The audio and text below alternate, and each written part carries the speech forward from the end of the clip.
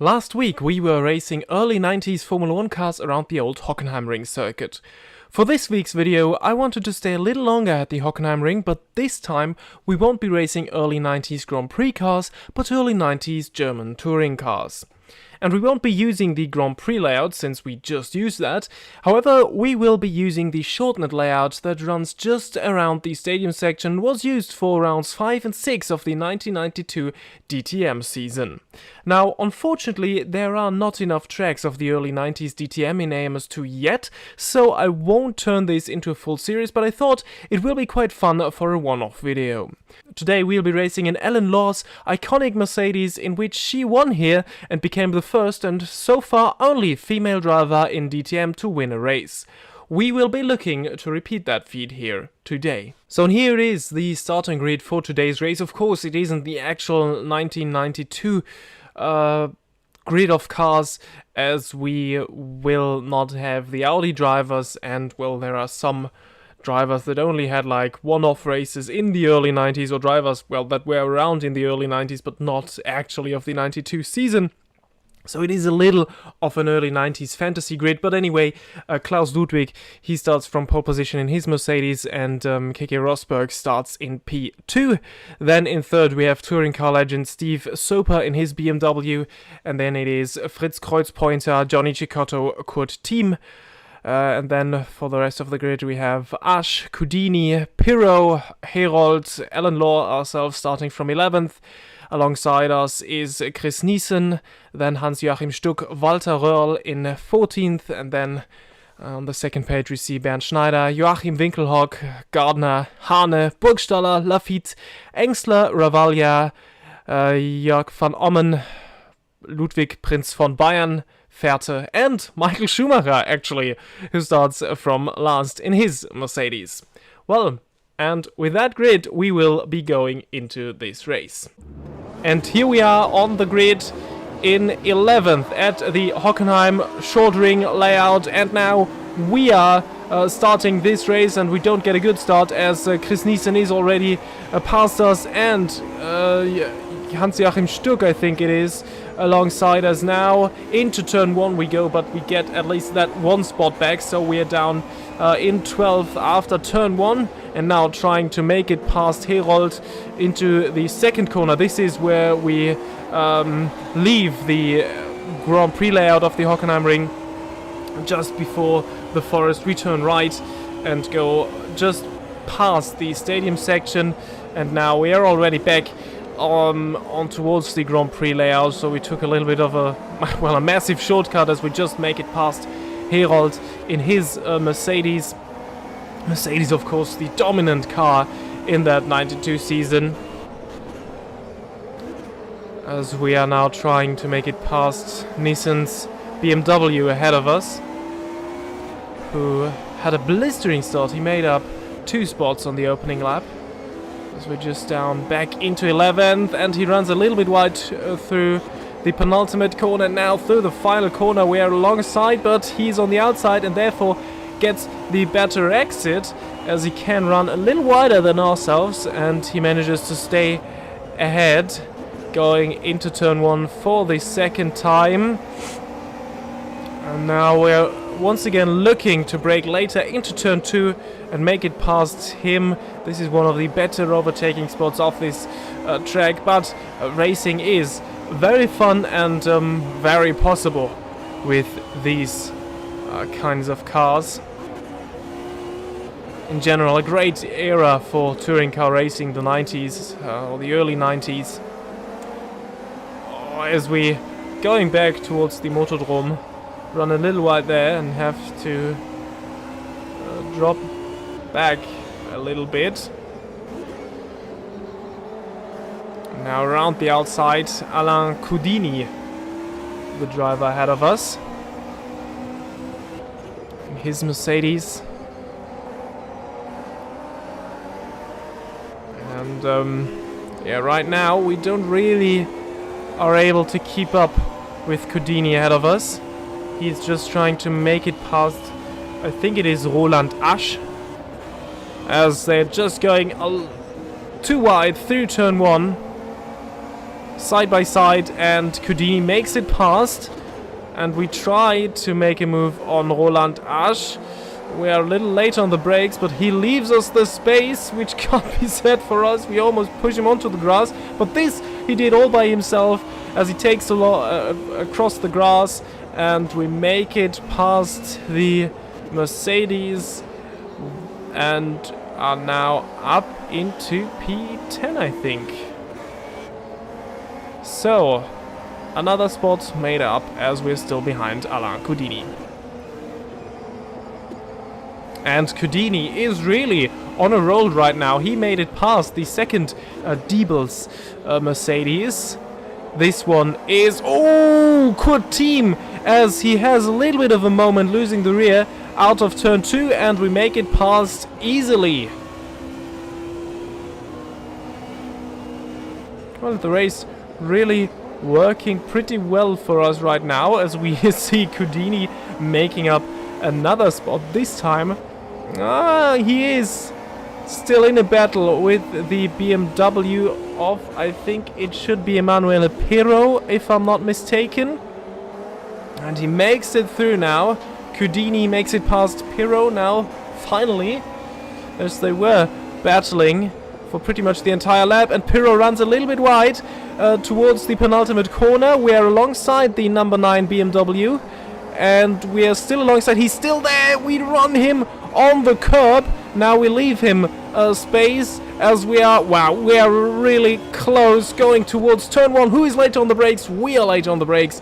And we make it past the Italian in his BMW and are still... Well, as long as we are following Alain Kudini, who is really having a very, very good race so far, making up a lot of spots here in the early phase of this race. As long as we're able to follow him, we should be fine. As well, as I said, he is really, really quick today. Now he runs a little on the grass, but he still is fine going towards the Motordrome. And a little later, we were able to catch up to Kudini, who is now trying to make a move past Fritz Kreuzpointer in his BMW, which gives us a chance to try around the outside of the Mercedes-Benz driver, but he manages to stay ahead of us, at least for now. Well, and there was a cut, so we are a lap later, as Kudini is still behind Kreuzpointer, and we are once again trying to take advantage of their battle now. There is another BMW ahead of them. And late on the brakes, we are trying to make it past the Frenchman, but we don't get the move done. A little risky and a little late on the brakes, as we almost make contact. That wouldn't have been nice. As he still now he is stuck as well, Kudini, as he doesn't seem to find a way past Kreuzpointer. And this of course is great for us, but as we've seen, when they're battling, we can maybe sneak past Kudini. Now we are late on the brakes going into turn 2, and this time though we make it past. No, he's still there. Who gets the better run through that shortcut? And well, it looks like we made it past Kreuzpointer now, of course gaining lots of time from this situation. He's still alongside, but now we are ahead of him as we make it back onto the Grand Prix circuit part of the track and into the stadium section, the Motordrome. We are now finally past Alain Kudini. And this, if I'm not mistaken, should be ourselves in 6th position. Ahead of us now Fritz Kreuzpointer, running a little wide through the penultimate corner. They tend to do that, the AI drivers here. But we aren't able to take advantage of that. Now 2 BMWs ahead of us, Kreuzpointer, and ahead of him, this is Johnny Cicotto, the Venezuelan, in his BMW M3. And now Once again, into turn 2, the best overtaking spot for us so far. We make it past Kreuzpointer and up into 5th. And a lap later, we are already very close to Cecotto, and we're getting a good run out of turn 1, and therefore another move into turn 2 as we make it past Cecotto. And that is us sitting in 4th now. Ahead of us, the podium spots. Steve Soper is the next car. As we run a little wide here onto the grass, and this disables us to brake in time for that corner, and we just managed to stay out of the walls, but we lose a lot of spots here. Behind Walter Röhrl we are now. But a little later we are already close to the German rally legend in his Mercedes here, late on the brakes into turn 2, and now with a little anger we make it past Röhrl and are already alongside Emanuele Pirro. I think he has lost quite some spots here. As we're trying, this is where we almost crashed a lap earlier, and we force our way through Emanuele Pirro. Now we have another Diebels Mercedes ahead. This should be Nissan. No, actually it's Asch. So Asch made up a lot of spots, and Nissan is... I don't know what happened to him. He's quite the way down. The last time we passed them, Nissan was ahead of Roland Asch, but not this time. Sorry, not Nissan team, the other Dane in the field, sorry. Mixed up these two. As we're still behind Asch, looking to find a way past him. Now Cudini's great run has kind of died out, as he's now slower than Asch and not making any moves towards overtaking, as Asch there tries to make him past Cudini, but this enables us to sneak past around the outside of the German, and now we are already back into 7th. Behind Cudini, who is now all over the back of Kreuzpoint again. He seems to have heard what we said about him, that he's now losing time, but maybe he was just missing us in our rear wing, and now he is starting to make moves once more, as he is alongside Kreuzpointer, as they... Oh, you can't go side by side through there, and Cudini has to experience this by himself now, as their fight enables us to make it past the Frenchman and back into P6 now. So we almost made up the time we lost from our moment we had there just ahead of the stadium section. Oh, yeah, it was a little late for me to decide that I wanted to make it past Kreuzpointer, who yeah, almost runs us out of road here. Good defending from him. But we can't lose too much time behind those BMWs, as of course our goal is to win this race, just how Alan Lohr did in 1992.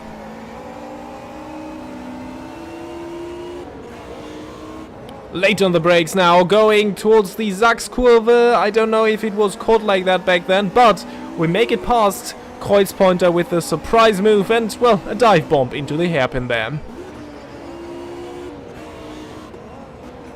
A lap later, and we are all over Johnny Cecotto, who has a little bit of a moment on the throttle here, going out of the Sachskurve. We are not able to take advantage from that, as we make a little bit of contact even with him, as we weren't expecting that to happen.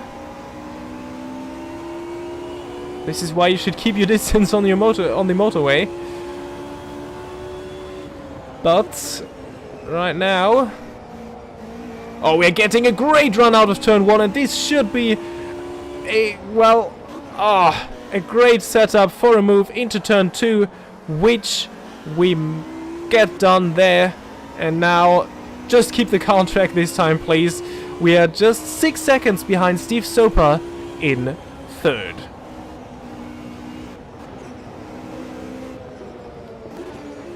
Well, and a lot of laps later, actually, we arrive at the top 3. Steve Soper actually in second now. Klaus Ludwig is running in third with his Mercedes. So, the battle for the top 4 spots, 3 Mercedes against 1 BMW.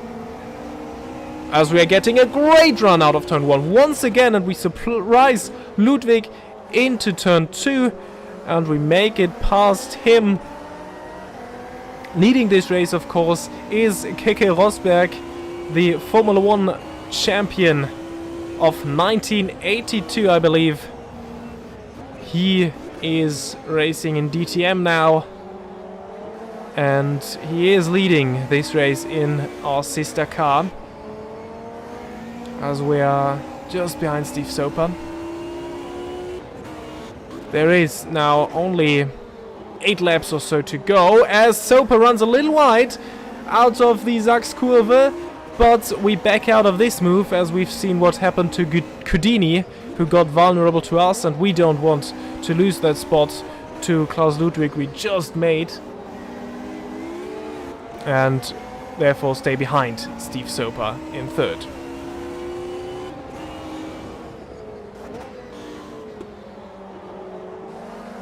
And at this point, tire wear is also kind of getting an issue as we're sliding around a lot more, losing grip. But this should be the same for every car, as Steve Soper as well, whom we surprise going into the Sachskurve. Just as we did with Kreuzpointer, we also make it past the other BMW of Steve Soper, and are now up in second and chasing the sister car of Keke Rosberg.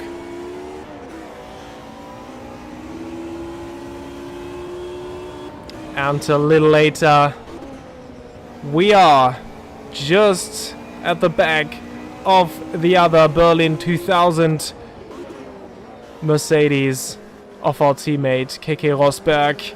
And just how it was in that 1992 race, it is now with only a couple of laps to go. Keke Rosberg leading ahead of Alan Lohr.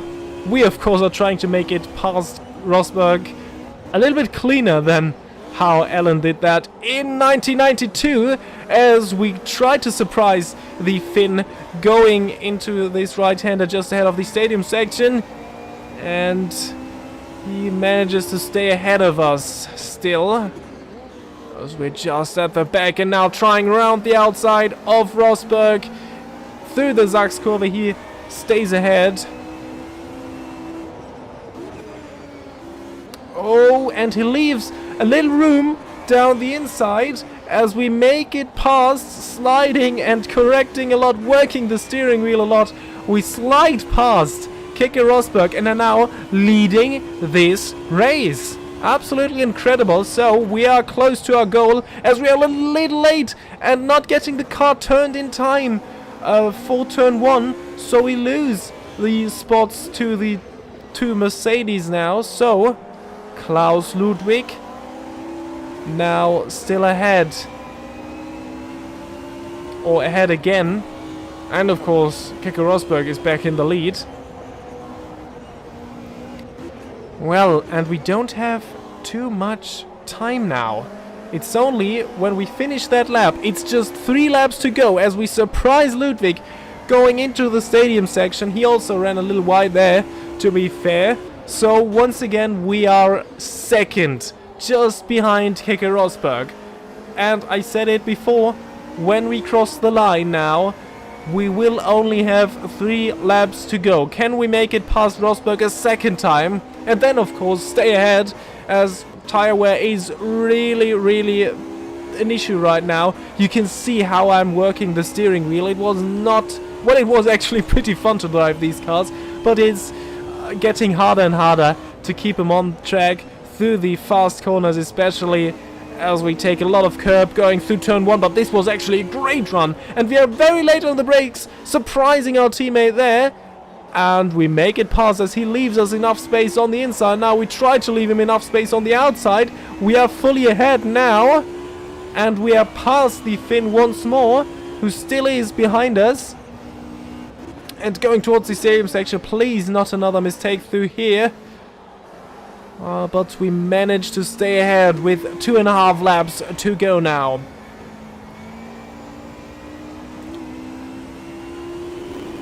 And you're joining me in the penultimate lap as we are going through the shortened section once more as we run very wide, going there. Just managed to stay out of the grass, and now look at our mirror at the top there, how close Rosberg just was. When we finish this lap, we just have one more to go, but I said it before, tires are really not that great anymore, so we need to just keep it on the track. Now Rosberg is a little bit well, he has to try to defend against Ludwig now, as we were able to see in the mirror there. So we should be fine for now. Ludwig, is he trying a last lap lunge or push to challenge us for the win? Well, we will have to wait and see. Rosberg still in second as he gets close once more as we enter this well, special section of the shortened Hockenheim ring circuit. 1992. This one, I think it doesn't exist anymore, as there is now a Porsche Experience Center. As we make it into the Motordrome, and look in our mirror how close Rosberg was there. But now Ludwig around the outside going into the stadium section. He makes it past Rosberg and has now provided us with a little bit of a gap towards P2. So I think we should be fine. It's just that left-right kink and the 2 final corners to go as we manage to repeat Alan Lohr's success of 1992 and win the race at the shortened Hockenheim ring layout. We are across the line and win in a sensational fashion, starting from P11. And let's also look at the top 10, who of course would be the ones who had received points in this race today. Of course, well, we won't be doing a season of this, as I said at the beginning of the video, but still it's interesting, I think, to look at how people finished. Ourselves, Alan Lohr, winning ahead of Klaus Ludwig in second. Keke Rosberg dropped down to third. Steve Soper in fourth. The best BMW, Roland Asch, made it up into P5.